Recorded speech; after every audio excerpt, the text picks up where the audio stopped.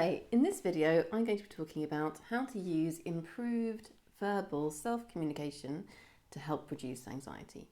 So at first I made a big long video about how to use self-communication to help reduce anxiety, and I've now broken it down into two, verbal and non-verbal, just to make it a bit easier to take in the information.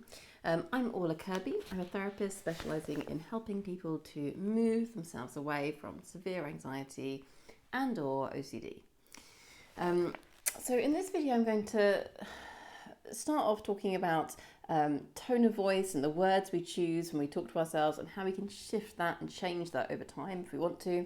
Then I'm going to talk specifically about the parent brain, child brain dynamic and how we can use that to our advantage to shift our self-communication, bring down anxiety. Then I'm going to talk very briefly about EFT and tapping, which isn't something that I'm trained in, but it's something that I've used personally to shift self-communication. And then I'm going to talk about affirmations and how you can use affirmations. And I'll go into quite a lot of detail here about using affirmations to shift your self-communication in a way that really helps to reduce anxiety. Okay, so let's see. Tone of voice, right? What tone of voice are you using to yourself when you speak to yourself? And what words are you choosing? Are you kind and supportive when you're talking to yourself? Or are you more harsh and critical? Or something else? And how does that change depending on what's going on? So how do you talk to yourself mostly when you get up in the morning? How do you talk to yourself if something difficult or stressful is happening? How do you talk to yourself if you feel that you've messed something up or made a mistake? So think about different situations in your life and think, how do I generally talk to myself? What words am I using? And also what tone of voice am I using? There may be some investigative work you can do there, and there may be some general background blocks and negative beliefs that you want to change. And we'll talk a bit more about that in the videos on forgiveness that are a bit later in this series and letting go. So one option is to really do some deep investigative work and see are there things that I want to change in a bigger way. However, it's also possible to, in the moment, simply interrupt a pattern and shift ourselves in a different direction, which has a big impact over time. And also in the moment can have a big impact actually just simply in the moment too. So you want to think of this as almost starting off by simply talking back to the negative or harsh way that we're speaking to ourselves. So you notice, first of all, I'm speaking to myself there in a bit of a negative way or a bit of a harsh way or like a very critical way. And you're just going to answer back with a different kind of statement or response. Then over time, this might start to feel like you're able to interrupt. So you might get halfway through or partway into a pattern or a statement that is negative in some way, and be able to interrupt and head that off and speak to yourself, shift your tone, make your tone of voice more gentle. You might even be saying the same thing, but just saying it in a kinder, gentler way, or a way that has more of a sense of humour, right? Like I can say to myself, I messed that up. Or I can say, oh, I messed that up. And it's the same words, but it's very different in how it feels and the impact it has and what's that going to do to my anxiety levels. Okay. Then over time, you might actually get to a stage where you are, in fact, heading off negative self-talk before it even really gets started, right? So you might even feel like, oh, I'm about to do some negative self-talk. Or in past situations like this, I have a bit of a tendency sometimes to go into negative self-talk. How can I prompt myself in a different direction? You might almost get in there ahead of it. And over time, the more of this kind of interrupting and shifting you do, the more that becomes a habit, the more that your brain gets used to you communicating with yourself in this way, in kind of kinder, gentler, supportive, self-coaching way.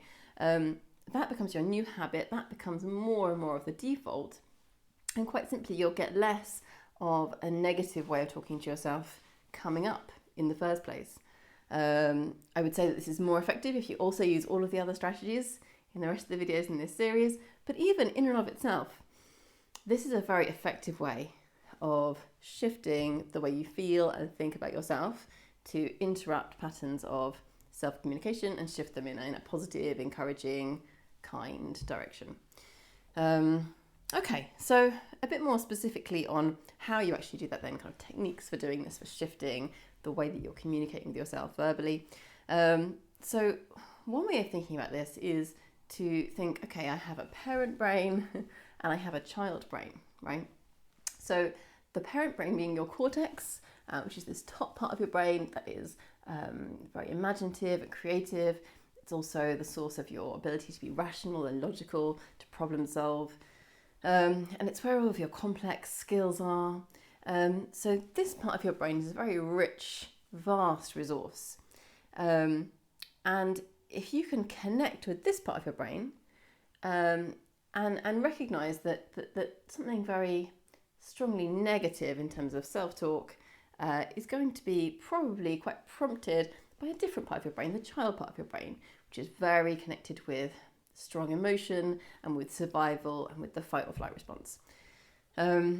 So sometimes if that child brain is active in a way where we are doing negative self-talk that is has an angry feel to it, or a very low feel to it, or an anxious feel to it, a great response here is to think, okay, that is being led by my child brain, and I also have this other parent brain, my cortex. I have this parent brain, and I'm going to just allow my parent brain to speak to that child brain and to be very reassuring, to just say very simple reassuring things like, it's safe, you're safe, I'm safe, we are safe here, everything's safe, everything's okay, everything's okay. If you think of the kind of very simple way that you would talk to, a child that was very hurt, what would you say that would be reassuring? They've fallen over, they've cut their arm, and they're not seriously wounded, but they're hurt, and they are freaking out about that. What would you say to that child? You'd probably know how to be encouraging, kind, gentle, right? You wouldn't be shouting at that child. You'd be saying, it's okay, it's all right, everything's okay, you're okay, we're safe, you're safe, I'm safe, you're safe. And you'll be genuine. Your tone will be warm and rich and encouraging, and you already know how to do that. You might also think of if a friend was really upset, a friend had just been through a breakup, or lost their job, or just was very upset for some reason, for whatever reason, you would automatically shift your voice. Your voice, when you would be kind of drawing at your vowel sounds, your voice would become softer, kinder, encouraging. So we're actually very good at nurturing other people and being encouraging and supportive to other people. Sometimes we just need to learn how to direct that inwards towards ourselves. And that's something you can practice, this kind of gentle parent brain speaking to child brain. And I actually have an audio that I just put together for the people on my email list, which takes you through a process actually of imaginatively having your parent brain speak to your child brain in this reassuring way. So I think I'll put a link to that resource, that audio, in the description. So if you check out the description that comes with this video, you'll find that there. And I also have a more complex kind of self-communication method for having your parent brain and child brain communicate in a different way, where you're imagining the child brain as an animal and the parent brain as a beautiful place, or a special place, or a place that's very inspiring to you, or that has really great memories, and the two kind of communicate and interact. So that's a whole other method, which I think would probably take quite a few videos to go through. So I might at some point create videos around that. But for now, I would check out that resource that you can find in the description. But even without doing that, you already know how to do this, really, right? Just identify this idea of child brain, parent brain, and the parent brain is speaking in this really reassuring, gentle way. Okay, just very briefly, I'm going to mention tapping. I'm not going to talk a lot about this because it's not something that I'm trained in, although it's on my list. I think I really want to train in this year because it's something I've recently found out about, and I found it really useful just personally. So EFT, emotional freedom technique, or tapping. There's lots and lots of videos on YouTube about this. I'd recommend Brad Yates, and I might put a list of YouTube links for looking up tapping in the description here, that you can find underneath the video. But just briefly, this is another way that you can work verbally. Of course, there's a lot you're using that's physical too, and mental and emotional and spiritual, right? It's all together at once. But it does use the verbal in terms of you have a statement that you kind of use like an envelope around a bit of negative self-talk, or a negative belief, or something that you are repeating to yourself that is negative. So for example, if I find myself saying, "Oh, I'm a waste of space," it's a very negative thing to say to myself. I could use the EFT response of putting around that statement, "Even though I'm a waste of space, I deeply and completely love and accept myself." Right? And it's almost like putting a hug around the negative self-talk. This takes precedence, this larger statement of self-love and self-acceptance. It's a very healing practice to engage in. And again, it's shifting your thought pattern, you're changing direction there. And there's a physical tapping process that you can learn how to do that goes along with this, and that helps it to work super effectively. So I'd recommend looking that up too. Then in terms of affirmations, this is something that I work a lot on with clients.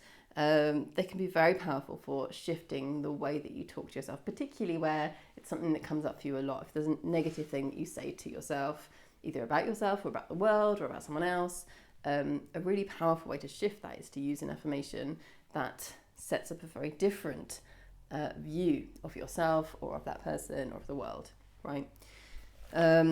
So this is just a very basic example, but I guess it's because it's one that we can all relate to. If you had a thought, "I am lazy," right? You just find yourself thinking that. What could you say back to that would present a different view on things, that would carry with it a very different emotion, a very different feel, a very different state? Just some examples here, and different ones are going to work for different people, so it's really about finding what works best for you. But for example, "I am committed to my work. I feel energized and motivated to begin. I love my work. I believe in my work. I am so glad that my work provides for me and for my family." Now, you can see these aren't exactly direct contradictions, right? If you were looking for an opposite in a more simple way, you might go for something more like, "I am hardworking," as an opposite of "I am lazy," or "I am not lazy." The problem with "I am not lazy," right, is that you're still using that word lazy. So that's primarily going to be occupying imaginative space in your mind. That's leading to every thought you've ever had about laziness, or every time you've ever thought someone else was lazy or that you were lazy. It's conjuring up all these connotations of laziness in your mind. And what you're looking to do with the affirmation is to actually shift yourself into a whole different thought process and a different series of connections. So that's why it's useful for an affirmation to be positive, to positively describe a different way of being or feeling or seeing. Like, "I am committed to my work.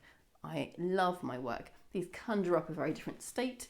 However, you probably wouldn't be feeling both at once, right, necessarily. Or certainly they kind of point you in different directions. And you might think, "I'm hardworking." Well, that's positive. However, that word "hard" does have some negative stuff going on there, right? So you want to make them as purely and wholly and even kind of over the top positive as you can, simply because you're using language here very deliberately to shift yourself in a different direction powerfully. So kind of the criteria, as it were, for making an affirmation are that that's wholly positive. You want it to be present tense, and ideally you want it to be quite simple. Now, I actually break the rule about it being simple all the time.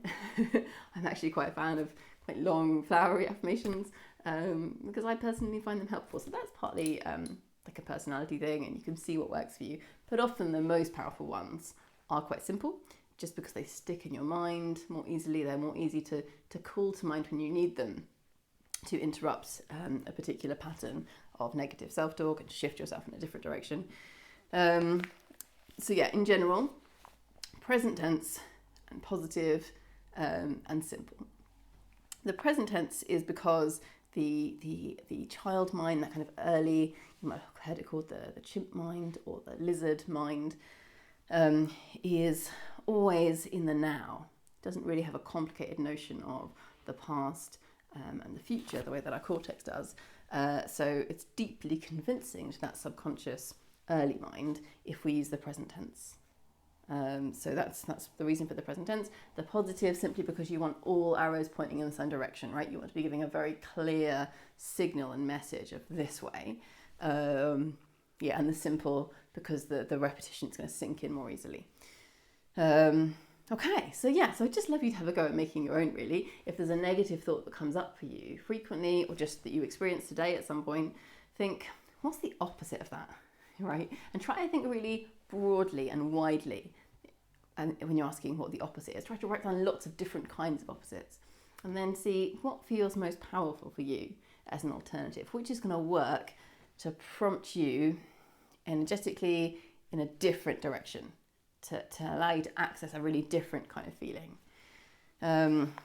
Another way into this is to look at, personality.